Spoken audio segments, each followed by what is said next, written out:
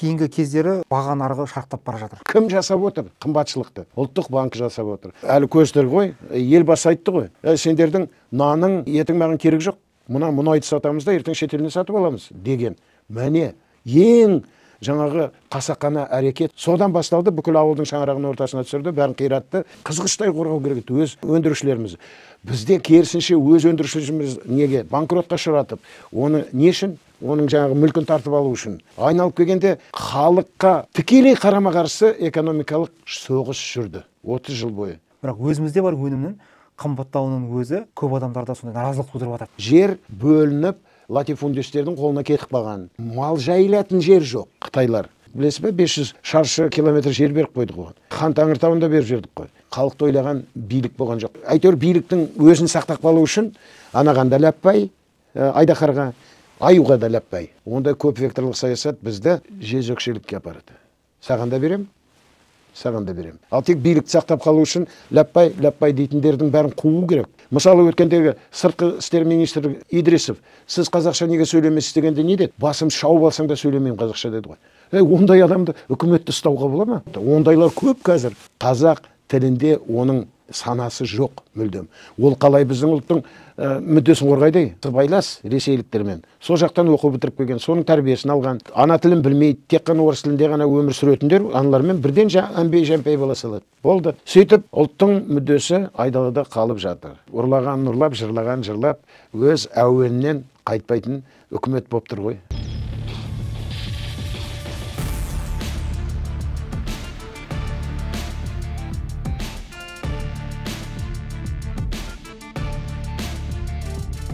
Армысыздар, Адырна ұлттық порталының көрермендері. Бүгін біз еліміздің экономикалық мәселелеріне ерекше тоқталғымыз келіп отыр. Соның ішінде инфрақұрылым, кәсіпкерлік, бизнес және қымбатшылық тағы да басқа көптеген мәселелерді қамтымақ ойымыз бар. Бүгінгі студиямыздың қонағы экономист сарапшы, экономика ғылымдарының кандидаты, Тұран Астана университетінің профессоры Жангелді Шымшықов ағамыз. Жангелді аға, эфирімізге қош келдіңіз. Енді осы жалпы экономикамыздың күре тамыры инфрақұрылым дейді. Бүкіл нәрсе осы өзара байланысқа байланысты, қарым-қатынасқа байланысты, жолдар мәселесі тағы басқа. Қазіргі кездегі Қазақстанның инфрақұрылымдық жағдайы қандай, ахуалы қандай? Әңгімемізді осыдан бастасақ. Дұрыс-ақ, енді инфрақұрылым дегенде коммуникация деген ғылыми терминді қолдануға тура келеді. Енді ол деген қарым-қатынас деген сөз. Қазақша бұлай жалпылама аударғанда. Ал ғылыми қазақ тілінде белгілі 70 жыл бойы қолданбаған тілде қайбір дұрыс категориялар тілдік қалыптасады дейсің. Сондықтан да коммуникация деген сөзді қолдануға тура келеді. Біреулер айтпасын, ой, мынау қазақшасы қайда деп. Ол көп сөздің түбірі анау ежелгі антикалық гректердің, римдіктердің, солардың тілінен көшкен, ол ортақ әлемдік тіл. Сонда терминдер әлемдік. Оны әуре болудың қажеті жоқ, тура қазақша аударып. Коммуникация деген, жаңа айтып отырмыз ғой, қарым-қатынасты жүзеге асыратын құрал, тетік, сайман, байланыс құралдары. Міне, сол коммуникация деген, ол сіз айтқандай, мынау экономиканың қан айналымы. Қан айналымы болмаса, тірі ағза өмір сүре алмайтыны белгілі. Ол бір жерделерде тромбы болса, адам әрбірдесінің ағзасы о дүниеге аттанып кетеді. Жаны. Енді өзі өшірі қалады ғой шіріп. Енді сол сияқты экономикада да, егерде коммуникация, жаңағы инфрақұрылым дұрыс болмаған жағдайда, әр жерде жаңағындай тромбы болуы мүмкін, немесе кептелу, қозғалыстың саябырсуы, тіпті тоқтапта қалуы.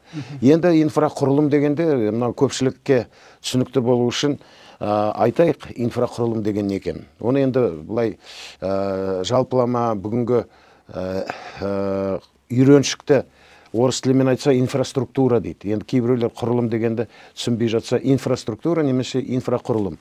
Енді ол жаңағы әртүрлі экономикалық субъектілердің, жеке азаматтардың, кәсіпкерлердің, кәсіп орындардың бір-бірімен қарым-қатынасын жүзеге асыратын тетік. Енді бұған келетін болса, бірінші кезекте әрине көлік болмаса да. Көлік болмаса, көлік жүйесі, жолдар болмаса, онда қандай қарым-қатынас болады? Сондықтан да біздің Қазақстанның басқа көптеген дамыған елдерден ерекшелігі және бір кемшілігі деп те айтуға болады. Ол мынау әлемдік теңіз мұхитқа жол ашық емес, шығатын теңіз шығатын мұхит жоқ. Бізде жоқ. Сондықтан томаға тұйық экономика сол бізге үлкен кедергі жасап жатыр сыртқы саудаға шығуға. Сондықтан да бұл жерде біздің үміт артып және бізді сүйреп әкеле жатқан бұл инфрақұрылымдағы негізгі бұл темір жол. Темір жолдың енді бізде үлкен тарихы бар. Сонау 19 ғасырдан басталады салынған жолдар. Біз арқылы жаңағы өтетін Транссибир, солтүстік Қазақстанмен өтетін Транссибир несі бар, магистралы бар. Одан оңтүстікке өтетін жол бар. Ал және өзіміз Қазақстан болғалы салған Түркістан Сібір, Турксиб құрылысы бар. Ол енді қазақтың өзі салған қолымен жолы. Енді сондықтан да бізде темір жол дегенде біздің осы темір жолшылардың 60% қазақ ұлтынан құралады. Әсіресе оған енді разъездер, станциялар, деполар, тағы басқа толып жатқан қызмет көрсететін және жолды жөндеушілер, барлығы солардың темір жолшы деп есептесек, соның 60% қазақтар. Сондықтан бұл бір есептен біздің бірте-бірте ұлттық көлігімізге айналып кеткен темір жол. Оны мақтан етіп айтуға болады. Ендігі мәселе осы темір жолдың өзі бізді шет елге қалай шығарып жатыр десек, әрине Қытай арқылы мынау жол бар, ал Қытайдан ары барып теңізге шығуға болады, ар жағынан мұхитқа, Үнді мұхитына болсын, Тынық мұхитқа болсын, ол үлкен жол. Енді мына жағынан біздің темір жолымыз таяуда ғана өзіміз салған Түркменстан арқылы Иранға. Ал Иран арқылы ары қарай жерорта теңізімен ары қарай Атлант мұхитына шығуға болады.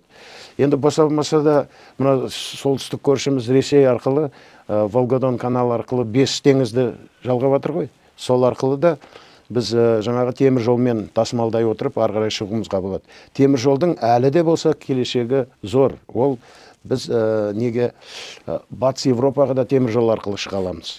Енді бұл бір тамаша жаңағы көрініс. Алайда біздің темір жолымыздың негізгі капиталы дейміз, негізгі құрал жабдықтары ескірген. Ол 70%-ға дейін ескірген, жаңартып жатыр. Осы таяуда 1000-ға тарта локомотив сатып алды. Енді бұл жерде... Не себепті ескіріп кетті? Енді онда біз басқа салаға кетіп қаламыз, бірақ сонда да айтайық. Біздің мемлекетімізде 33 жыл болды дұрыс техникалық саясат қабылданбаған. Техникалық саясат не дейді? Кез келген кәсіпорын әрекет жасағанда қолданған құрал жабдықтарының тозуына сәйкес оны амортизация қылып жинақтап отыру керек. Мысалы, мынау сіздің осы стақаныңыз бір жылға нетет десеңіз, қызмет етеді, сосын жарылып сынады десеңіз. Онда осының құнын әрбір су ішкенде бір тиындап жинап отырсаң, мына сынған кезде қалтаңда осының құны тұр. Осыны сатып аласың. Сөйтіп қалпына келтіру қоры деген бар. Оны амортизациялық қор дейді. Сондай қор әрбір кәсіпорында болу керек. Әрбір мекемеде болу керек. Мектеп болса, мектепте қанша құрал сайман бар, оның қызмет ететін уақыты бар, оның бағасы бар. Сол бағасын қызмет уақытына бөлсең, жыл сайын осынша мөлшердегі ақшаны жинақтап отыру керек. Кәсіпорын ба? Мысалы, кәсіпорында станок тұр ма, 10 жыл істейді, $1000 тұрады дейік. 1000-ды 10-ға бөлш, қанша болды? $100 ма? $100 ешқайда шығарма, оны жұмсама, пайда қылма. Сал.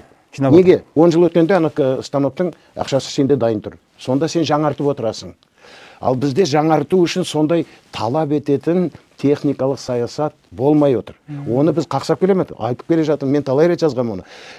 Амортизация қайда? Тіпті қазір кәсіпкерден сұрасаң, сенде амортизация қор бар ма? Амортизация есептейсің бе деп. Ол таңғалады, не керек ол? Керек кезінде анау сынық болса, онда барамда өз ақшама тағы да жаңасын сатып аламын. Ондай ұғым түсінік жоқ. Ондай ұғым жоқ. Ол мемлекет саясатында ондай жоқ. Ол тіпті әрдесін бүкіл экономикада мынандай мәселе. Жалпы ішкі өнімнің өзі 4 бөлікке бөлсек, оның біреуі қалпына келтіру қоры деп аталады. Қалпына келтіру деген қолданған капиталды қайтадан өндіріске қайтару. Әйтпесе қайдан аласың? Ал бізде барлығы шет елдің инвестициясын алу керек, соған жүргізу керек. Ал жүріп атқан, істеп атқан, ертең істен шыққанды қалай қалпына келтіреді деген ондай ой жоқ. Енді қараңыз, әр кезде жинақтап атқанның арасында кез келген нәрсенің бір жола тозудан бұрын кішкентай болса да жаңағы кілтипан болуы бір істен шығу сияқты. Сондықтан да оның мынандай саясат бар. Планово-предупредительный работа дейді. Жоспарлы, алдын ала қарастырылған әрекеттер деген болу керек әрбір кәсіпорында. Ол не деген сөз? Мынау станок жұмыс істеп жатыр ма? 2 жылдан кейін бұған қызмет алмастыру немесе оның кейбір бөлшектерін алмастыру жұмысы жүргізу керек. Оны профилактика дейді, немесе алдын алу әрекеттері. Одан кейін жаңағы ұсақ не деген бар, жөндеу деген болады. Оның да жоспары болу керек. Одан кейін күрделі жөндеуден өткізу керек. Капитальный ремонт дейді. Күрделі жөндеуден. Мынау мысалы ғимарат тұр ғой, 50 жыл қызмет ететіні белгілі. Ал бірақ 10 жылда бір рет оған не орта жөндеу, ал 15 жылда күрделі жөндеу жүргізу керек. Әйтпесе ол ертең құлап қалады.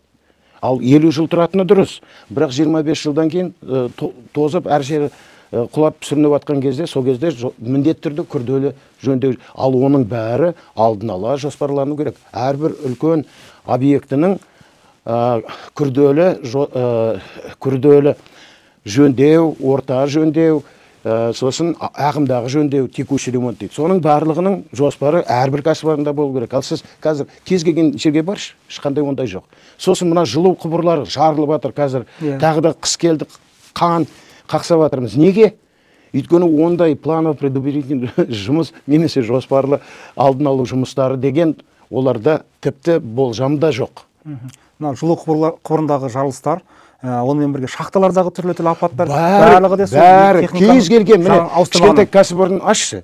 Кәсіпорын ашсаң, сені келіп анжақтан мынжақтан тексереді ғой, анау не от сөндіретінің жоқ, ананың жоқ деп. Ал сенің мына негізгі капиталыңды қолданатын оған осындай жоспарың бар ма деп ешкім сұрамайды одан. Ол тіпті қаперіне кіріп шықпайды. Ол анау орыстың мақалы бар.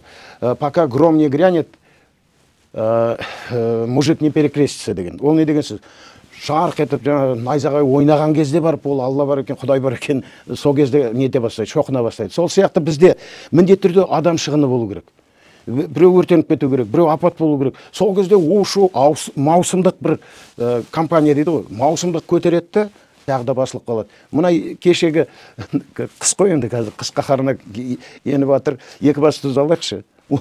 Оны енді тіпті күлкілі маған экономист ретінде. Онда ешқандай да жаңарту, тіпті әрбірдесін қалпына келтіру, амортизация деген мүлдем ондай жасалған жоқ. Сосын содан кейін таңғалады, неге бәрі жарылып жатыр. Ол бәрінің мерзімі сол кеңес дәуірінде бір мезгілдерде салынған ғой. Енді анау 12-ші 5 жылдық па еді, 10-ші 5 жылдық па, әйтеуір бір кезде салынған шағын қалалардағы. Бір мезгілде қазір бірінен соң бірі жарылып қирап жатыр. Оған өйткені уақыты келіп тұр. Жоқ, мысалы астыңа мінген атыңды алайық. Күнде шаба бермейсің, сен оны суытасың, оның жемін бересің, суын бересің, оны аунатасың деген сияқты. Машинаң мініп жүрген. Оған сен әргі жөндеу жасайсың ғой, оған обслуживание деген бар, майын ауыстырасың. Сол сияқты әрекет болу керек қой кәсіпорында. Ал енді Екібастұзды алсақ, ол басқа тағы да кетіп қаламыз. Бірақ сонда да айта кетейік. Мәселе о жерде неде? Ол түпкілікті мәселе. Түпкілікті мәселе дейтін себебіміз барлығы айналып келгенде экономиканың инфрақұрылымнан бұрын экономиканың түпкі мәселесі ол меншік мәселесі. Ол қазір соның жылу құбырлары, жылу жүйесі Екібастұз кімнің меншігінде? Жоқ, кімнің меншігінде, сіз айтыңыз. Қазір мемлекеттік өтті ғой. Мемлекеттік, жоқ, ол мемлекеттік меншікте бары. Мінеке, сөйтіп мемлекет жауап беру керек. Ал егерде Шынтуайтқа келсек, әлемдік тәжірибеге сүйенсек, тіпті көрші Ресей Федерациясын алсақ, ондай жергілікті жердің өз меншігі болу керек. Жергілікті қауымдастық бар ғой. Соның муниципалдық деп аталатын меншік болу керек. Алдында Клебов деген ба сол бір Клебанов қой. Клебанов. Клебановқа ол мемлекеттен жалға ананы басқаруды жалға алған адам. Ал бірақ меншік бәрібір мемлекеттікі. Ал мемлекеттік стратегиялық меншікті оған жалға берген жаңағы әкімшіліктегі чиновниктер жазасын алған жоқ. Олар жазаға тартылуы керек. Енді айтайық, сөйтіп егер муниципалдық меншік болса, ол жергілікті қауымдастық бар емес пе? Жергілікті өзін өзі басқару деген жүйе бар емес пе? Оның барлығы жүзеге аспай отырғаны бізде конституциямызда екі-ақ меншік бар, жеке, мемлекеттік. Ал көршімізді алайық, Ресей Федерациясында жеке, коммуналдық, муниципалдық, одан кейін мемлекеттік меншік. Ал муниципалдық деген не? Жергілікті қауымдастықтың меншігі. Ендеше олар өздері жауап береді. Өздері әрбір сайлаған депутаты, кез келген азамат, менің үйім неге суып кетті деп өзі мүдделі болады, ол барып жаңағы көзін шұқиды. Көрдіңіз бе? Ал бізде ол мемлекеттікі, ендеше көзін шұқу үшін әуелі Астанаға бару керек, министерствоға бару керек, одан төменге. Бізде оны кезінде 91-92 жылдары бұл мәселе көтерілген. Сонда тіпті айтылған анау жергілікті орындардың меншіктейтін құрал саймандары мен жаңағы нелерін бөлу керек деп. Ол да инфрақұрылымға жатады. Мысалы, жергілікті мынау автобустарымыз қазір кімнің меншігінде ол? Ол біздің қаланың тұрғындарының меншігінде болу керек еді. Оны не деп атайды? Муниципалдық деп. Ал ол кімдікі? Ол республикалық немесе мемлекеттік меншікте. Сондықтан да мемлекет арқылы басқарып отыр. Ал оны қалай басқару керек? Жергілікті қауымдастық арқылы басқару керек. Сонда жергілікті өзін өзі басқару деген жүзеге асады. Біз ана Конституцияда жазылды, 8-ші неде бапта бар, жергілікті өзін өзі басқару тетігі деп айтылады. Оны неге жүзеге асыра алмай жатырмыз? Ешбір басқару мүлкі болмаса жүзеге аспайды. Мынау қазір шулап жатыр ғой, күлкілі. Ойбай, жергілікті әкімдерді сайлаймыз, сосын бәрі көсеген көгермейді. Тура айтайын. Неге? Өйткені сен сайлаған әкім алақан жайып кімге барады? Мемлекеттік әкімге барады. Мемлекеттік басқарушыға. Сонда сенің өзін өзі басқару деген айдалада қалды. Көрдіңіз бе? Ал егер де сенің өз мүлкің болса, өз автобусың жағдайға байланысты, жаңағы жер қойнауына қайтқан адамды беретін өз ненің аспаптарың болса, жаңағы өзіңді жол, ауылдың маңайын тазалайтын жолды, құрылыс машиналарың болса, бәрі өз меншігің, мүлкің болса, міне мүлкі бар адам өз мүлкін қолданып соны жүзеге асырады. Сонда ауылдың әрбір мүшесі әкімді бүйтіп түртіп, мынау біздің дүниеміз ғой, неге сен оны дұрыс қолданбай жүр? Қазір айтады, ол мемлекеттікі. Ал оған жазалау үшін мемлекетті басшыға бару керек. Көрдіңіз бе? Сөйтіп айналып келгенде сыртқа мынандай күнделікті мәселелерді немесе жеке мәселелерді шешу үшін әуелі түпкілікті ортақ жаппай мәселені шешу керек. Ол келіп қайда тірейді бізді? Меншік пішініне тірейді. Біз үшінші меншікті енгізуіміз міндетті түрде қажет. Ал сосын енді әңгіме осылай болып кетті. Манағы сұрағың орында. Қайтып келеміз оған. Инфрақұрылым мәселесіне қайта оралғым келіп тұр. Мына қараңызшы, Алматы мен Астананың ортасындағы жол, енді 1000 шақырымнан астам жол ғой. Иә. Әлі күнге дейін аяқталған жоқ. Мына 33 жылғы.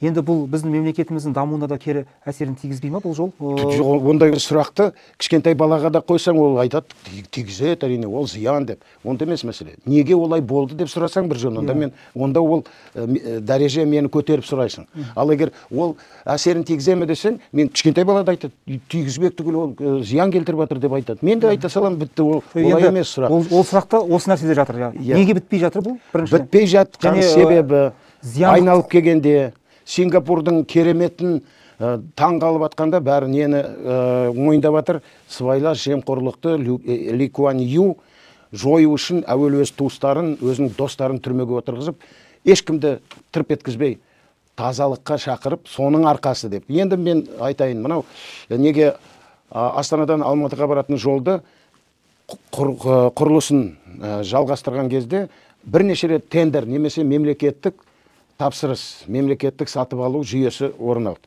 Сол кезде тендерге қатынасып, әртүрлі телімдерін бөліп алды. Мысалы, сондағы бір телімді бөліп алған кәсіпорын емес, сол кезде жаңа құрылып, тендер жеңіп алғаннан кейін техникаларды әр жерден сатып алып жинай бастады. Сол кезде мен таңғалғам. Сен қалай ана жұмысты жүргізесің, егер де сен әлі не тәжірибең жоқ, не техникаң жоқ, оны жинап аламыз ғой деді. Ал сен қалай өттің тендерді деп көз қысады маған. Мен түсіндім. Ол откат берген. Енді откат онда бөлінген қаржының 10% болған ол кезде. 10% кетті. Енді сен құрал сайман сатып алуға 10% ақшаң қысқарды деген сөз.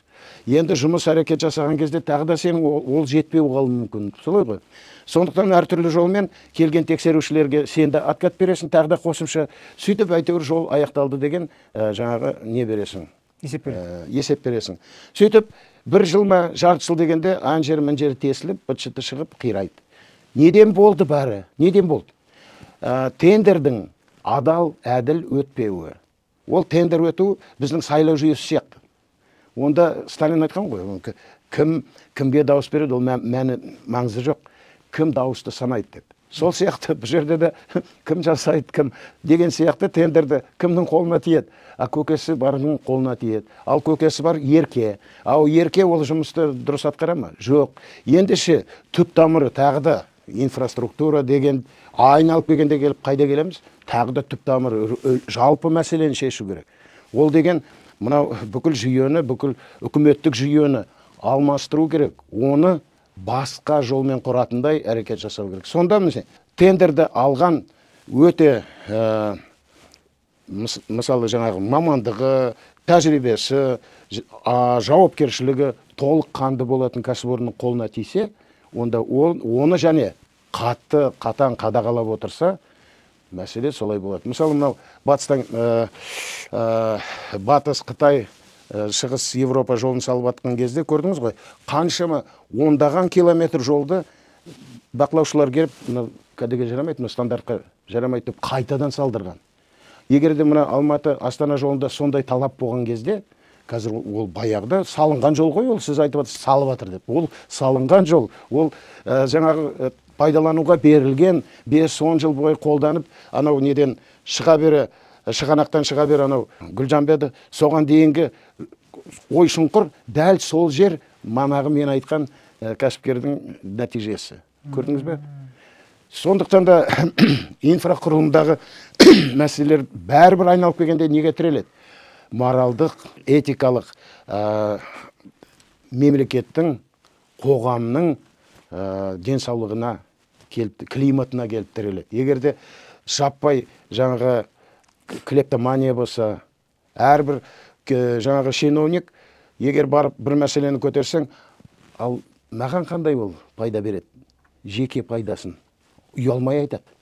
Барыңызшы бір облыс әкімі, аудан әкімі бір ұсыныспен барыңызшы, ол айтады, мен не там бұдан? Оған жеке ынталандырсаң, сонда ғана сенің арбаң алға қарай жылжиды.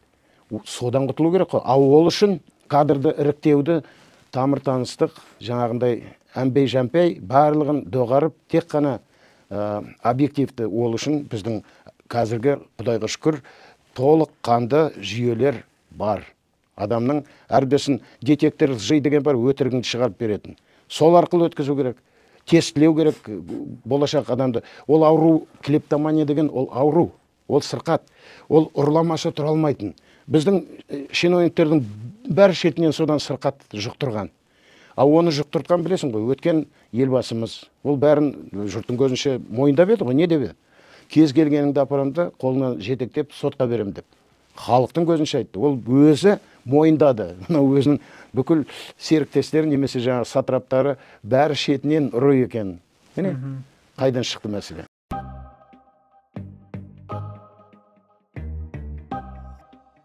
Жыл сайын қалаларда жөндеу жұмыстары, көше жол жөндеу жұмыстары, немесе аялдамаларды ауыстыру, сол сияқты қоқыс салатын жәшіктерді қайтадан дизайнмен жаңаша жасау өзі қалыпты үрдіске айналып кетті. Кептеліс онсыз да бар проблема. Ірі қалаларда осы нәрсе жыл сайын қайталанып отырады. Бір жасалған жол Европа елдерінің басқа 50 жыл одан да ұзаққа жетіп жатады екен, мысалы.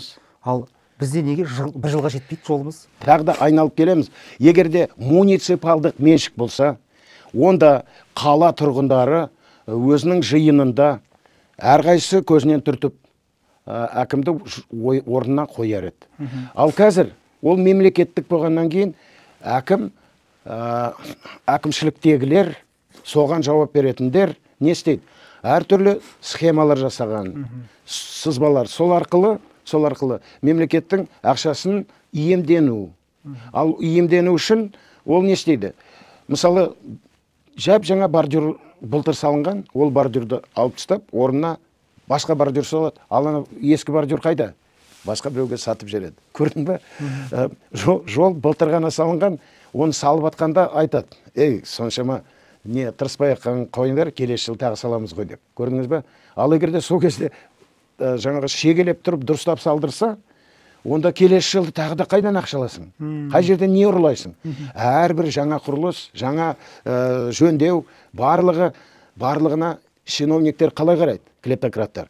Осыдан мен қанша теңге ұтам деп. Анау нені мемлекеттен алып жатыр ғой.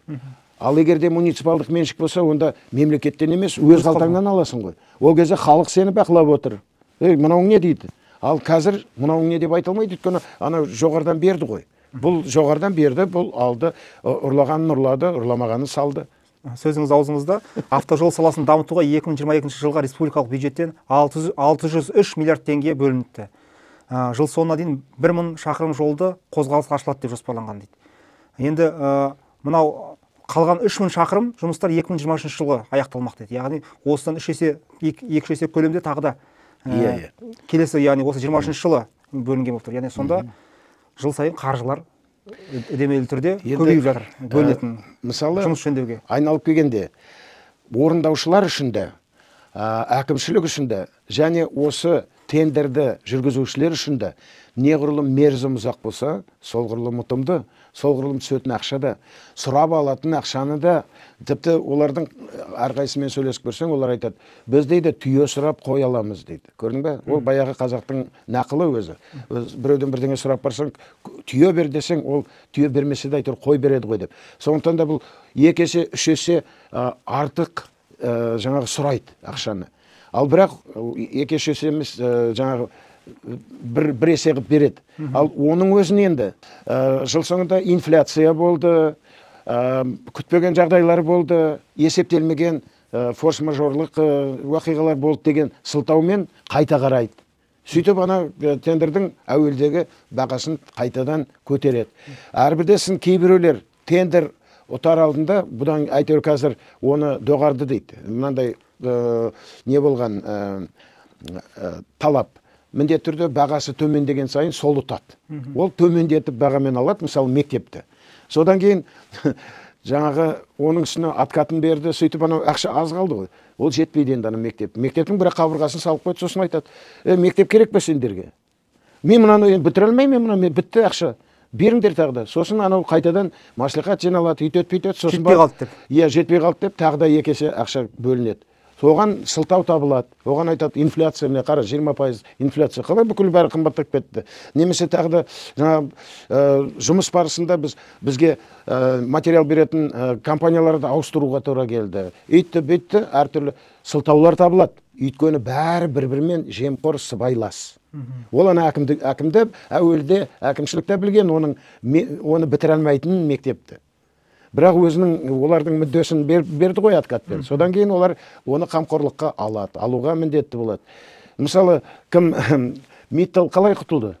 Миттал не берген кезде, сұхбат бергенде айтты ғой: мен осында келу үшін $100 миллион не бергем, пара бергем деп. Мен оның бәрін ашам, үйтем-бүйтем деген кезде жабулы қазан, жабулы, жарайды, тып-тыныш кете берсін. Түсіндіңіз бе? Сол сияқты жаңағы орындамаған мердігерлер бар ғой, орындамаған тапсырыс алғандар бар ғой. Соларды ешкім жазаламайды. Өйткені жазалайын десең, өз қолыңды өзің кесесің. Өйткені әкімшілікте жаңағы тендер бөлгендердің арасында одан бірдеңе алғандар бар. Ал ол ашылса, ол бөліскендерін ашады. Сөйтіп бүкіл сыбайластардың бәрін жарыққа шығармау үшін үндемей жабулы қазан жабулы, қоса салайық, тағы да қосымша. Сөйтіп 3 жылға созылады да, есептесең, бастапқы оның арзан деп алған бағасы 3 есе жоғары болып, оның өзінде сапасы төмен болып мектеп беріледі. Көрдіңіз бе? Сондықтан да бізде мемлекеттік тапсырыс, жаңағы госзакупки деген бар ғой, мемлекеттік сатып алу тапсырыс, осының жүйелеп өзгерту керек. Мысалы, сметаға жұмыс істеу деген ол дұрыс емес. Мен бұл жерде мынандай ұсынысым бар. Мен бірнеше рет айтқан бұны. Мысалы, толыққанды әрекет етіп жатқан кәсіп орын, мамандығы бар, мектепті сала алады дейік, аурухананы сала алатыны дәлелденген. Ендеше ол тендерге қатынасады, тендерді ұтып алады, бірақ мемлекет оған 1 тиын ақша бермейді әзірге. Бірақ тендер бойынша ана құнды ол түбінде төлейді. Қашан? Мектеп салынып біткенде. Ойбай, ол немен салады? Ол оның өзінің, былайша айтқанда мәселесі, өзінің сұрағы. Банкіден кредит алсын, мемлекет көмектесін кредит алуға. Немесе жаңағы өзінің қаражатын жұмсасын. Бірақ бітірдің бе мектепті? Міне, кілтпен тапсырдың, комиссия келіп қабылдады. Ал комиссияның негізінен ата-аналар болу керек. Негізінен оқытушы мұғалімдер болу керек. Ал бізде мамандар деген сылтаумен мамандар енгізеді, а мамандарды тойдырады. Олар қол қоя салады, бітті. Сондықтан да тағы да бір жолы бар. Мысалы, траншпен бөлу. Траншпен 1/3 бердің, жұмыс аяқталсын, содан кейін қалғанын бересің. Болмай бар жатса, жарайды, жартысын бөл. Жартысын бер, қалғанын біткенде кілтін берген кезде барып есеп шотқа аударасың. Ал оны, ойбай, ол қалай салады? Қалай салса, олай салады. Ол өзі келді ғой, өзі қатынасты тендерге. Алсын, кредит алсын, жалға алсын, тағы басқа, оның әрекеті болу керек. Біз соны жөнге қоюымыз керек. Сонда ешкімді жаңағы тендерді өзінің жаңағы несіне айналдыра алмайды. Жемқорлық объектісінен айналдыра алмайды. Жақсы. Осы жерде бір тура осыған ұқсас жағдай бізде құрылыс саласында да орын алып отырған байқауымызға болатын сияқты. Бірінші кезекте құрылыста ғой. Иә, мысалы жол құрылысымен бірге үй құрылыстарында осыған ұқсас жағдай. Мен естіген жағдайлар бар. Тексеріс келген кезде тексерушілерге, енді бұл әрине ауызекі жеткен ақпарат, дәлелденбеген. Тексерушілер сол бір үйдің ғимараттың бір пәтерін алады, бірақ тексерген кезде қол қойып кетеді. Барлығы жақсы деп. Дұрыс. Бұл жерде сапасында емес сол. Берген сыйақысына рахметіне байланысты. Жаңа айттым ғой, кез келген чиновник не дейді? Бұдан мен не ұтам? Жеке менің қандай табысым болады деген. Кезінде бұл үлкен мәселе бұл. Карл Маркс айтқан, кез келген чиновник мемлекеттік меншікті өзінің жеке меншігі сияқты қолданып пайдаланады дейді. Түсіндіңіз бе? Сондықтан да ол мемлекеттік меншікті жаңағы бақылаусыз, қадағалаусыз чиновникке сеніп тапсыруға мүлдем қарсы болған. Ал біздің барлығы былай төңкерілген қалай? Бізде мынау Сталиндік заманнан бері қалыптасқан, сонау Ресей империясынан бері қалыптасқан бастық болса, оған бағыну керек, бастық болса, оған сыйыну керек, жалбарыну керек, жаңағы жығылу керек. Ал бізде қазір демократиялық қоғамда бастық кім? Ол біздің жалдамалы қызметкеріміз. Мынау біз салық төлейміз, салық бюджетке барады, сол бюджеттен олар ішіп жеп, емін-еркін көсегес көгеріп жүрген чиновниктер түсінбейді, ол өзі біздің неміз қызметкер екенімізді, жалдамалы қызметкеріміз. Сондықтан біз оны тұқыртып айтып отырмыз керек, сен жаңағы халықтың қызметкерісің, сен жалдап алдық, біз әрекетіңді дұрыс жаса деп. Ал біз керісінше бастық көрсе бәрі міне жалбарыну, оған жаңағы жалбақтау, жағымпаздану, сонау әлі неге қанға сіңіп кеткен, сонау Ресей империясынан, Сталиндік дәуірден бері әлі күнге дейін сол. Кейінгі кездері баға нарығы шарықтап бара жатыр. Өзіңіз байқауыз. Дұрыс. Бұның себебі өзіңізше талдап көрдіңіз бе, зерттеп? Әрине, мен бұны 3 жыл болды біз бұл мәселені көтеріп жүргенімізге. Және 21 жылы біз Ғалым Байназаров бұрынғы бірінші теңгеге қол қойған, ұлттық валютамыз енгізген кезде ұлттық банкінің төрағасы болған Ғалым Байназаров деген ағамыз бар. Сол кісі екеуміз бұл мәселені қарастыра отырып, мынандай неге келдік? Пікірге, ортақ пікір. Бүкіл осы болып жатқан инфляцияның барлығы сыртқы мәселе емес, ішкі шиеленіскен, шешілмеген мәселе. Және оны бәрін ушықтырып отырған, таңғаласын қазір. Ұлттық банк, Қазақстан Республикасының ұлттық банк істеп отыр соның бәрін. Енді бір қарағанда инфляциямен күресетін бірде-бір ұйым ол ұлттық банкі болу керек. Солай ғой? Енді ұлттық банкі өз тарапынан бір дербес ұйым, ол үкіметке бағынбайды. Білесіз ғой, тікелей бағынбайды. Ол президентке бағынады. Енді үкіметтің көздеген мақсаты мен мұраты бар. Ұлттық банкінің көздеген мақсаты мен мұраты бар. Екеуі қабыспайды. Үкімет не үшін жұмыс істейді? Министрліктер экономикалық өсуді қамтамасыз ету үшін. Экономика жаңағы қалыпты жағдайда өсіп отыру керек. Даму керек. Даму, енді өсу деген даму деген сөз ғой.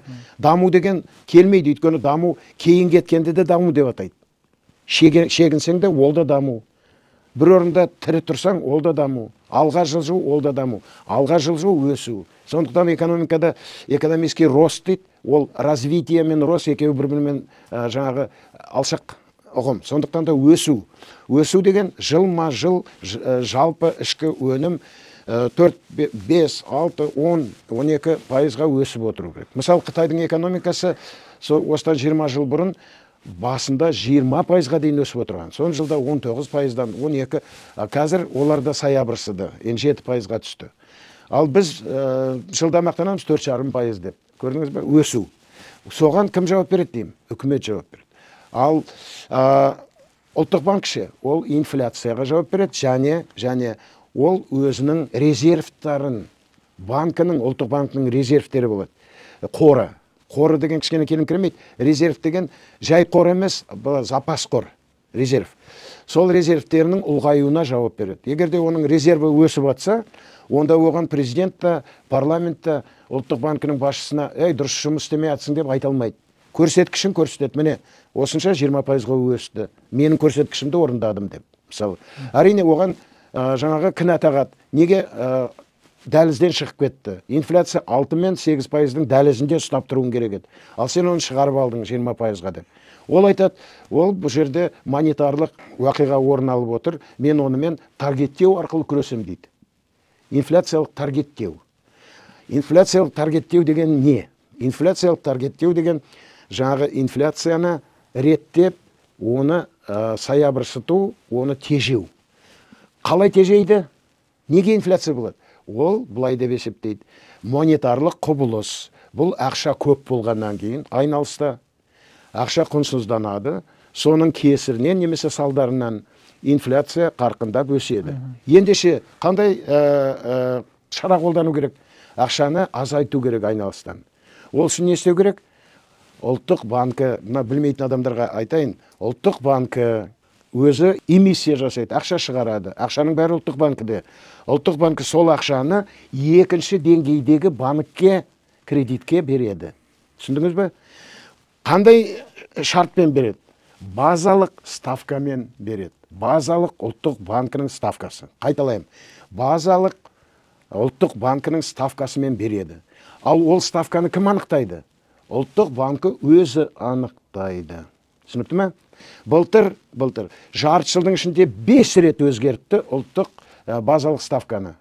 Қайда апарды? Соны 9-дан 16,75-ке дейін апарды. Пайыз. Енді тыңдаңыз, дұрыстап тыңдаңыз. Міне, сіз екінші деңгейдегі банксыз. Мысалы, қалай дейік? Жусан банк. Менің өзімде ақша жоқ қой. Мен әрине жаңағы салушылардан ақша аламын. Бірақ салушылар маған инфляциядан төмен ставка берсем, олар салмайды ақшаны. Сондықтан да бәрібір маған, одан да ұлттық банкіден алу керек. Ұлттық банкіге келсем, ол маған 16,75-пен береді. Дөңгелектегі балайшы 17 пайыз. Енді 17 пайызға мен Жусан банкі алдым. Оны саған кредит ретінде бергенде мен 17 пайызбен берем ба сізге? Әрине, 20-дан бересіз кеуінде. 20-дан емес, тұра тұр. Инфляция бар емес пе? Сен ұмытып кетіп отырсың. Енді 17-ге сен 12 пайыз, 13 пайыз инфляцияны қосшы. Сонда не шықты? 30 пайыз. Ендеше мен енді халыққа болсын, кімге болсын кредитті жайдан жай бере алмаймын. Тек қана 30 пайыздан деп. Жоқ, 30 пайыз қайда? Ал менің нем қайда? Мүддем қайда? Менің пайдам қайда? Ендеше банкінің пайдасы тағы 8 пайыз қос. Қанша болды? 38 пайыз болды. Содан кейін сен инфляцияның ауытқуы бар ғой. Ертең 2 пайыз тағы да қосылып кеттің, 3 пайыз әртүрлі форс-мажор десеп қалғанда 40 пайыздан ставка қоясың. Келгендерге. Тұтынушы келді ме саған, тұтыну кредиті ме, өндіруші келді ме, кәсіпкердің кредиті ме, бәрі 40 пайыздан төмен емес. Тіпті біреулер екінші деңгейдегі оны шарықтатып көтеріп жатқаннан кейін ұлттық банк не істеді? Жоқ қой, мыналарың болмайды. 56 пайыздан аспауға тиісті берген кредиттің ставкасы деп, проценті деп, пайызы деп үкім шығарды. Енді Ол тіпті бұларға жақсы болды. Айтылды, рұқсат неге дейін? 56%-ға, 56%-дан береді. Алсаң ал, алмасаң қал. Ал енді осы көрсеткіш бойынша біз әлемдік рекордтар Гиннес кітабы бар ғой, соған ендік. Неге? Өйткені ондай ел жоқ. Бүкіл қазір заулап жүр, бүкіл дүниежүзін аралап шықшы. Еш жерде 56%-дан кредит бермейді. Енді тыңдаңыз. Міне, 2 әрі кетсе 3%-ға кредит бүкіл Батыс Европа бойынша. Америка Құрама Штаттарында 1-2%. Таңғаласың. Неге? Мысалы, Америка Құрама Штаттарының резерв федералдық жүйесі деген бар. Федеральный система финансовая. Енді ол кәдімгі ұлттық банкінің рөлін атқарады. Ендеше оның базалық ставкасын білесіз бе қанша екенін? Қанша? 0,25-тен 100%. Көрдіңіз бе? Енді сәл-пәл 100-ке өзгертсе, шу бүкіл жаңағы не? Әлем шулайды. Енді сіз жаңағы жусан банксыз 0,1%-ға дейік алдың. Неден? Ұлттық банкіден. Сен ұятың болса, енді 1% қос, 2% қос, сен жаңағындай 40-қа дейін апара алмайсың ғой, ақылға сыймайды ғой. Енді түсіндіңіз бе? Кім жасап отыр қымбатшылықты? Ұлттық банкі жасап отыр. Соны біз мәлімдеме қылып, кім Ғалым Байназаров мына үлкендерге хат жазған. Бірақ олар жаңағы инфляциялық таргеттеу деген бұл саясат, оны керемет жүргізіп жатыр, әлемдік саясат деп. Енді зерттей келгенде 189 мемлекет болса, соның ішінде 16 мемлекет қана қолданады екен. Оның өзі таяуда ғана қолдана бастаған, ондай жүйені жаңағындай таргеттеуден ұтқан бірде-бір не жоқ, нәтиже жоқ, мақтанарлық. О таргеттеу арқылы инфляцияны тежедік деп ауыз толтырып айтқан бірде-бір мемлекет жоқ. Неге біз жаңағы сенім тудырмайтын құралға жармастық? Қайталайық. Сонымен инфляция деген не? Инфляция деген ол ең бірінші кезекте экономикалық құбылыс. Экономикалық дейтін себебіміз, егерде мына товарды мен мына стақанды жасау үшін жаңағы алтын қолдансам, мынау стақан не болады? Қымбаттайды. Алтындай қымбаттайды. Түсінікті ме? Ал сондықтан да мен мына стақанды өткізу үшін неге ұмтылам? Өте бір арзан құм, тас, утас, сода бәрін қосып, әйтеуір мынандай мөлдір шыны жасауға ұмтылыс жасаймын, сол үшін жанталасам, не бір айла тәсіл. Сөйтіп бұны арзандатуға тырысамын. Түсінікті ме? Егер арзандата алсам, онда тамаша менің товарымды сатып алады. Ал егерде бәсекелестерім болмаса, бәсекелесетін менімен таласатын ешкім болмаса, онда жаңағы алтын болса да менің стақанымды алады. Түсіндіңіз бе? Ендеше бәсекелесі жоқ экономикада баға бәрібір көтеріле береді. Монополия болса, тіпті ол ойына келген істеп бағаны шарықтата береді. Сондықтан да бұл жерде экономикалық құбылыс ретінде күресу керек. Ал ұлттық банкі не деп отыр? Монетарлық құбылыс деп отыр. Монетарлық құбылыс деген ол инфляция ақша көп болғаннан кейін құнсыздану деп отыр. Ал шын мәнісінде біздің экономикамыздың қауқарсыздығы неден? Біздің еңбек өнімділігі өте төмен.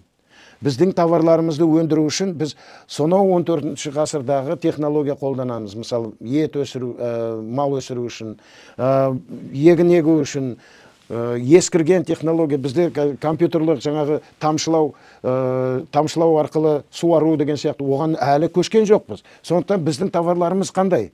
Өте қымбат. Ал ондай қымбат товарларды бізде сатып алушылардың қауқары жоқ. Сөйтіп біздің өндірушілер, отандық өзіміздің өндірушілер күннен күнге кетіп барады, құрып барады. Көрдіңіз бе? Ал біз бәрібір халыққа керек қой, жейтінді, ішетінді, киетінді. Оны немен алмастырып жатырмыз? Шетелдікпен. Ал шетелден келген, олар өздерінің бағасын бізге жаңағындай бұйрық сияқты орындатады. Енді жалпы әлемдік экономика тарихына көз салсаң, сонау 14-13 ғасырдан бері мынау нарықтық экономика дами бастағаннан бері әрбір мемлекет өзінің экономикасын қызғыштай қору керек. Өзі кеден деген неге пайда болды? Кеден деген шекарада тұрып, өзімізде өндірілетін товарларды біздің ішімізге саудаға кіргізбеу. Неге?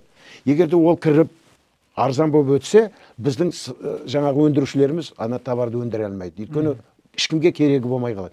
Тура сол жағдай Қазақстанның басына түсті. 9-шы орын аламыз жердің көлемімен. Ет, сүтпен өзімізді қамтамасыз етудің сыртынан біз миллиард адамды қамтамасыз етуге қабілетіміз бар. Оны 1991 жылы ЮНЕСКО-ның ғалымдары келіп зерттеп, былай деп мәлімдеме жасады. Қазақстанның экономикалық, табиғи, техникалық, мынандай интеллектуалдық несі мүмкіншіліктері 1 миллиард адамды жаңа қамтамасыз етуге жетеді деген тәжірибе не жасаған қорытынды. Ол 91 жылы.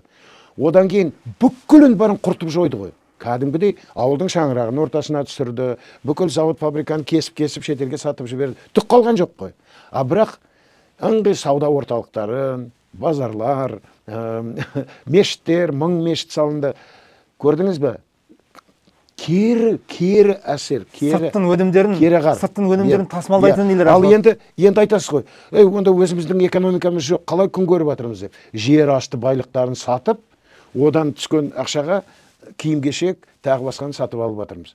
Кезінде әлі көздер ғой, елбасы айтты ғой, сендердің наның, нең, етің маған керек жоқ, мұнайды сатамыз да, ертең шетелден сатып аламыз деген. Мәне, ең жаңағы қасақана әрекет содан басталды. Бүкіл ауылдың шаңырағын ортасына түсірді, бәрін қиратты. Өйткені және шекараны ашып тастады. Кеден деген аты, кеден қызметкерлерінің қалтасын байытуға ғана, немесе сол арқылы жаңа жоғарыдағыларға ақша беріп отыруға айналып кеткен жүйе болды. Ал кеден не істеу керек еді? Бізде нан бар ғой, ешқандай нанды бізге сатуға рұқсат жоқ. Бидайымыз бар ғой, бидайға рұқсат жоқ. Сондай шектеулер қойып, өзіміздің қорғау керек еді, қызғыштай қорғау керек еді өз өндірушілерімізді. Бізде керісінше өз өндірушілеріміз неге банкротқа ұшыратып, оны не үшін? Оның жаңағы мүлкін тартып алу үшін. Айналып келгенде халыққа тікелей қарама-қарсы экономикалық соғыс жүрді 30 жыл бойы. Соның нәтижесінде бүгін біз өзіміздің киімімізді, менің үстімде не бар киіп отырған? Қазақстандық не бар? Іш киіммен дейін шетелдікі. Біз оңамыз ба олай? Ал міне көрші Өзбекстанды алшы. Ұмтылыс неге?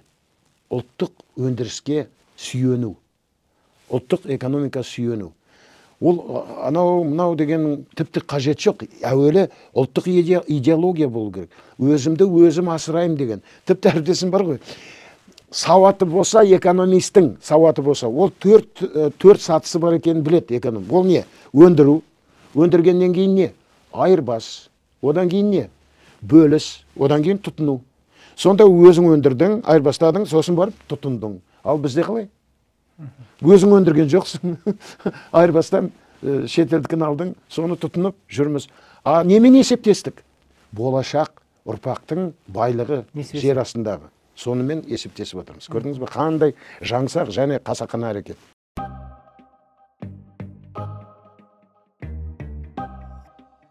Банктер туралы айтқан кезде ойыма бір сауал оралды. Мына әдетте банктерден қарасаң 20% дейді, бірдеңе пайыз дейді, бірақ жылдық жалпы нені есептейтін болсан, жалпы ең соңында төлеп шығатын сумманы есептейтін болсан, онда 2 есе, кейде жаңағы 2,5 есе артық төлейтіндігінде анықтайсың. Яғни 20 миллионға бір нәрсе, бір бөлмелі үй алатын болсаңыз, сіз оны кемінде 45 миллион қылып, немесе 50 миллион қайтаруыңыз мүмкін. Немесе 40 миллион қалсаңыз, 85 миллион қылып қайтаруыңыз мүмкін. Немесе 90 миллион қылып қайтаруыңыз. Өте орынды. Яғни бұл жерде банктердің бір алаяқтық системасы бар сияқты. Жаңа ғана айттым ғой енді. Ол бүкіл әлемде біз рекордқа кіргенбіз. Гиннестің. Не жөнінде? Демек, ставкаға байланысты. Ол ставканы жасап отырған кім бірінші? Анау осы екінші деңгейдегі жекеменшік банкілерге қадағалайтын кім? Ұлттық банкі. Ал ұлттық банкі неге базовый ставканы көтереді дейміз ғой? Жаңа тағы да қайталайын. Оның көрсеткіші дұрыс істеп жатыр ма, жоқ па деген индикаторы. Ол оның резервінің ұлғаюы. Ол ставканы жоғарылатқан сайын екінші банкіден алатын ақшасы көбейеді. Ендеше резерв не істейді? Жылма-жыл көбейіп отыр. 28%-ға өскен резерв. Ондай банкінің төрағасы не істеу керек? Аспанға лақтыру керек. Көрсеткішін орындап отыр ғой. Мына депутаттардың құлағына алтын сырға. Ендеше ұлттық банкінің көрсеткішін өзгерту керек. Ол резервін не қыласың? Ертең резервін тағы да девальвация немесе инфляция жеп қояды. Ол ақша немене ол? Алтын валюта қоры деп аталады. Ол ертең кәдеге жарамай қалады. Одан да оны қазір өндіріске салсайшы. Шетелге алақанжайып инвестиция дейміз. Ал қазір инвестицияның көшегінді көгертейін деп жатыр. Ол қазір біз дефолтқа ұшырайын деп жатырмыз, бюджетіміз. Қарыз көбейіп кеткен, Иә, ол инфляция деген бізге берген қарыз, оның ставкасы бар, оның пайызы бар деген. Сондықтан да ұлттық банкіні орнына қою керек. Ұлттық банкі экономикаға жұмыс істеу керек. Ал ол қазір ұлттық банкі өзіне жұмыс істеп жатыр, өз резервін ұлғайтуға жұмыс істеп жатыр. Ал сондықтан да басқа оған бағынатын, ол қадағалайтын жекеше банкілерде тек қана өз мүддесімен әрекет жасап жатыр. Яғни халықты алдап көрсеткіштер басқаша береді, әрине. Бірақ пайызы басқаша өседі. Басқаша өскенде оның жаңағы екі түрі болады. Аннуитет дегені болады. Оны түсінбейтін адамға ол дұрыстап жақсылап түсіндірмейді. Сосын оның ұсақ шрифтпен бұрын қазір енді өзгерді деп ойлағам, таяуда барсам соғалып екен. Анандай ұсақ шрифтпен ескертулері болады. Анау алатын адам, біз әбден үйреніп қалған, қазақтың психологиясы өте төмен бұл тұрғыдан. Енді оны мойындау керек. Ой, қолым жетті-ау дейді да, қолды қойып әйтеуір алу керек та. Әйтеуір алу керек, артынан көрерміз деп. Артынан көрсе, ол екесе, үшесе төлеуге мәжбүр қылады. Неге? Мысалы анда көрсетіледі, бір күн дер кезінде төлемді жасамасаң, айлық төлемді. Міне 25-і. Сен 26-сы күні бардың. Уже саған пеня шығады. Пеня, ана сумманың 0,05. Ал пеня шығады, ал 3 күн кетсе, ол әжептәуір. 5 күн кетсе, одан да жоғары. Сөйтіп, әйтеуір төледім ғой деп жүре бересің. Артынан есептесең, енді анаған манағы пайызға пеня қосылып, оның үстіне тағы айыппұл дегені болады. Айыппұлы бар. Соның барлығын есепте келгенде, әрине алған алғашқы соманың келісім шартта көрсетілгендегі 40% немесе 50% есептегендегіден тағы да бірнеше пункт не бұл қымбаттауы әбден мүмкін. Мен алдыңғы сұрақты кішкене тағы да орақты басқаша қойғым келіп тұр. Азық-түлікке байланысты. Елдің көкейінде бір сауал бар мынандай. Бізде бидай өз жерімізде өседі. Бірақ нан неге қымбаттайды деген сияқты. Кейбір нәрселер мысалы өзімізде бар, ет бар, тағы басқа, бірақ неге ол қымбаттайды деген сияқты. Өзімізде сырттан келетін импорт жарайды. Ол жаңа доллардың есебі бар, тағы басқа сырттан келетін қымбаттауы түсінікті жағдай болуы да мүмкін. Бірақ өзімізде бар өнімнің қымбаттауының өзі көп адамдарда сондай наразылық тудырып жатады. Дұрыс. Енді бірінші кезекте бұл сұрағыңа мана бір жауап берген. Барлық қымбаттаудың бәрі экономикалық мәселе, ол еңбек өнімділігіне байланысты. Егер де сен малды бұрынғы мынау 90 жылға дейінгі Қазақстанның экономикасында әрекет жасаған ірі жануарлар комплексі деген болған, животноводческий комплекс деген кешен. Сол кешендерде бәрі механикаландырылған. Ана қиын шығаруы, шөптің әкелінуі, судың өзі автомат түрде кез келген уақытта мал басып су ішетін. Соның барлығы не істейді? Малдың етін арзандатады. Және ірі шаруашылықтың өзіндік құны өндіретін. Әрқашанда не болады? Арзан болады. Сондықтан да ол күннен күнге не істеуге тиісті? Товар деген арзандай беруге тиісті. Егер де экономика жаңағы дамып, экономика күннен күнге жетілдіріліп отырса. Ал бізде қандай жағдай? Бұрынғы бүкіл жүйенің бәрін құртты. Ешқандай техника не деген жоқ. Малды атқа мініп алып 14-ші ғасырдағыдай бағады. Сосын оны бағатын жерде жоқ. Ал шабатын шөптің, шабындықтардың барлығын анау олигархтар тартып алған. Қазір тіпті өзің бұлай 40 шақырым осы қаладан шықшы, бір ауылға баршы. Неге мал ұстамайсың деп сұрашы. Ол айтады, ана бір телешке шөбің қазір 60 мың теңге болды, мен оны қайдан алам дейді. Ал бір телешке шөп бір сиырға қысқа жетпейді. Көрдің бе? Ал неге ол солай болды деп шалқаңнан түсіп, содан кейін бір шабындықтарды көрсең, шөбі шабылмаған. Мына неге шабылмадың дейсің ғой. Ол айтады, бұл анау Кулагиннің жері. Бұған тиісуге болмайды. Қазір мен орақ салсам, мені қазір жаңағы қару асынған біреулер келіп жеке меншікке тиіспе деп айтады. неге келіп тірелдік? Латифундистердің мәселесіне. Жер бөлініп, латифундистердің қолына кетіп қалған. Сондықтан да тіпті мал жайылатын жер жоқ, шабындық жоқ. Енді шөптің құны анандай болды. Неге? Өйткенде жаңағы шөп шабатын жердің барлығы біреудің қолында, ал шектелген жерді емденіп отырғандар ол шөбін шапса, оны қымбатқа сатады. Өйткені алып атса неге қымбаттатпасқа? Ал шөп қымбаттаса, ет неге қымбаттамайды? Сөйтіп айналып келгенде экономикалық мәселе, оны бірақ ешбір экономиканы құқықтық мәселені шеше алмайсың. Ең жаңсақ және қате десек те болады мәлімдеме елбасының жасаған. Ең әуелі экономика, сосын саясат деді. Қате, мүлдем қате. Неге? Өйткені экономика өзінен өзі экономика болмайды. Ол үшін құқықтық мәселелер шешілу керек, саяси мәселелер шешілу керек. Содан кейін барып экономиканы сөйтіп бұлай қою керек еді мәселені. Әуелі экономика емес, әуелі экономика қалыпты жұмыс істеуіне шарттары орындалу керек. Содан кейін экономика деу керек еді. Көрдің бе? Жоқ, бұл жерде халықты саясатқа араластырмау үшін экономика әуелі, сосын саясат деген ұран көтерілді. Ал немен тынды? Жаңағы айтып отырған қымбаттаудың барлығы айналып келгенде тағы да түпкілікті мәселенің шешілмеуіне келіп тіреледі. Жаңағы егерде экономикалық қатынастардың астарында жатқан құқықтық, заңдық, саяси мәселелер шешілген болса, сонда экономика үрдіс дамиды. Анау оған тежеуіш аяғына байланған не сияқты. Біздегі осы кезде бір білініп келе жатқан үлкен мәселенің бірі көрініп келе жатқан. Ол су мәселесі. Ауыл шаруашылық кәсіпкерлердің көбісі су жетіспейтіндігін, су проблемасын алға тартып отырады. Енді алдағы уақытта ол мәселе жылдан жылға күшейе түсетіні байқалып отыр. Ғаламдық жылыну да сезіліп жатыр. Жалпы осы жағдайда Қазақстан кәсіпкерлері, қазақ елінің кәсіпкерлері қандай ұстанымда болу керек, не істеуіміз керек, қандай саясат жүргізу, мемлекеттің өзінің саясаты қандай болу керек? Енді қазір бұрын су мамандарын, гидрологтарды дайындайтын өзіміздің үлкен шаңырақ Жамбылда гидромелиоративтік институтымыз болған. Ол тек қана өзіміздің республика емес, мына маңайдағы одақтас республикаларға да мамандар дайындайтынды. Енді оның жұмысы шектеліп, оны қазір барсаң, оның жартысы мамандықтары оқытып жатқан. Экономист, бәлекет, шәлекет, ешкімге керек жоқ. Ал шынайы мамандарды о кезде сұраныс болған жоқ. Мемлекет тарапынан, мына үкімет тарапынан сұраныс болмады. Көпшілігі басқа мамандыққа ауысуға мәжбүр болды. Мынандай кәсіпкерлікпен, немесе бизнес, коммерция тағы сонда кетіп қалды.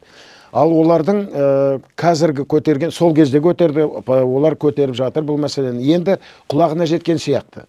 Енді білесіз, министрлік ашылды су шаруашылығы. Енді мен сізге бір қызық айтайын. Мен жаңағы 90-шы жылдары ЮНЕСКО мамандарының тағы бір несі болған, ескертпесі. 10 жылдан кейін Қазақстанда ауыз су мәселесі үлкен неге проблемаға айналады деп. Шынында да қазір көпшілігі сатып алып су ішіп жатыр. Көрдіңіз бе? Ал оның қаншалықты денсаулыққа пайдалы екені әлі дәлелденген жоқ. Неге? Оны тазалаған кезде қайнату арқылы оның құнды микроэлементтер бәрі жоғалады. Сөйтіп біз өлі су ішіп жатырмыз қазір. Оны өзімізше ауыз суымыз таза деп мәз боламыз. Таза болғанмен ол қажетті оның ішіндегі микроэлементтері енді жоқ біз үшін. Оны да бір атап өтейік. Енді оралайық сонымен. Су мәселесі әсіресе ең жаңағы өткір тұрған бұл оңтүстік көкөніс өндіретін аймақтар. Жамбыл облысы, Жетісу, мынау Түркістан облысы, осындай. Түркістан дейді ғой қазір. Бұрын оңтүстік Қазақстан облысы болған, 2 жылдай болды ғой. Түркістан облысы болған. Енді мәселе былай. Жалпы су артериясы ол өзендер.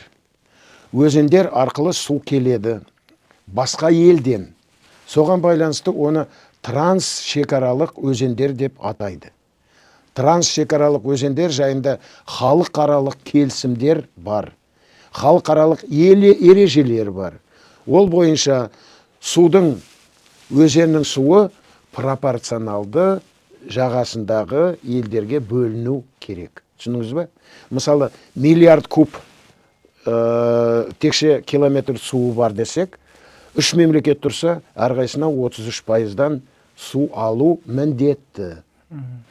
Енді біз соған байланысты елдердің арасында халықаралық трансөзен қолдану келісім шарты, халықаралық келісім шарт қалыптасу керек, оған 3 мемлекетте қол қою керек. Содан кейін оның орындалмауына шағынуға халықаралық сот бар. Түсінікті ме? Енді былай, ең керемет өзеніміз Ертіс. Қайдан шығады? Қытайдан шығады.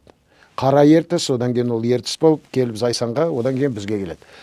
Оның бойында Қытайлар бірнеше су қоймасын салған, бірнеше су электр станциясын салған, сөйтіп олар қазір 70, одан да астам пайызын судың алып қалып тұр. Және оларға ештеңе істей алмайсың да. Неге?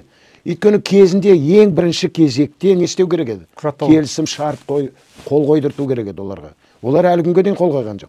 Ал біз оларға қаншама жер бердік, білесіз бе? 500 шаршы километр жер беріп қойдық оған. Тіпті анау нағыз мақтаныш ететін Тенгри, Хан Тәңіртауында беріп жердік қой. Мен бер жағында оның әлгі өте бір құнды анау керейлердің христиандық шіркеуі болған. Несториандық шіркеу. Соны да беріп жердік қой. Ол өте құнды археология. Ал сол кезде неге біз саудаласып, сен әуелі мынаған судың несіне келісім шартына қол қой, содан кейін жарайды біз анаған көнеміз деп айтпадық, а? Өйткені халықты ойлаған билік болған жоқ. Әйтеуір биліктің өзін сақтап қалу үшін анаған да ләппай, Айдахарға, Аюға да ләппай. Көрдің бе? Ондай саясат векторлық деп аталады ғой. Ондай көп векторлық саясат бізді жезөкшелікке апарады. Саған да берем, саған да берем. Сондықтан да табандылық керек бізге, сыртқы саясатта табандылық, айбындылық керек. Өзіміздің мүддемізді жанталаса қорғауымыз керек. Ал ол үшін ұлтжанды азаматтар билікте отыру керек. Ал тек билікті сақтап қалу үшін ләппай дейтіндердің бәрін қуу керек. Мысалы өткендегі сыртқы істер министрі Идрисов, сіз қазақша неге сөйлемейсіз дегенде не деді? Басым шауып алсаң да сөйлемеймін қазақша деді ғой. Ондай адамды үкіметті ұстауға бола ма? Мемлекеттік тілді мен басым шапсаң да тіпті қисынға келмейтін дүниелер ғой енді. Тіпті ешқандай логикаға жатпайтын дүниелер. Сол ондай билікті неге ұстап отыр? Ондайлар көп қазір.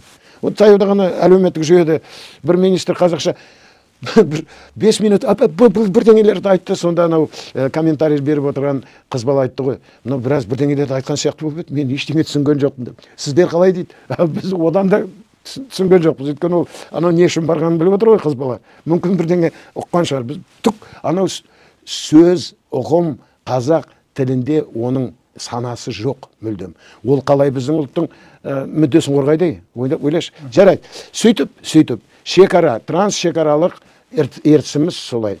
Енді мына жақтағы өзендерімізге келейік. Соңғы уақиға, мынау ненің бәрін өткірлік жасап отырғаны, мынау қырғыз ағайындар. Олар жаңағы таласты, тағы басқа бері қарай келетін өзендердің суын шектеген. Шында да құрғақшылық болды, су жетпей жатыр дейді. Ал біз олармен келісімшарт қол қойдырғанбыз. Сондықтан біз олардан қатты талап етуіміз міндетті.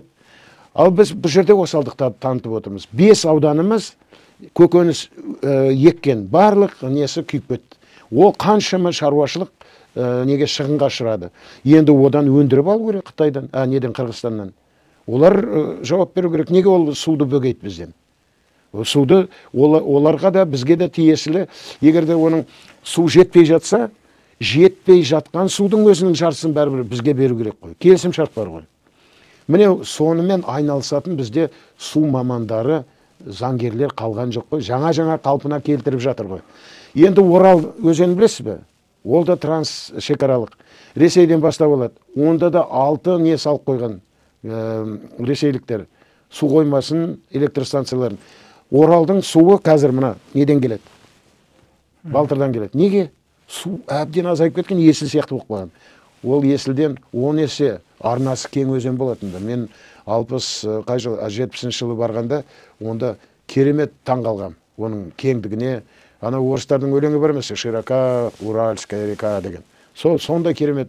Онда нағыз өзі Каспийге құяды, білесің, бекіре деген небір балықтың патша ағзамға сыйлайтын қарауылдырықтар бәрі сол жерде ғой.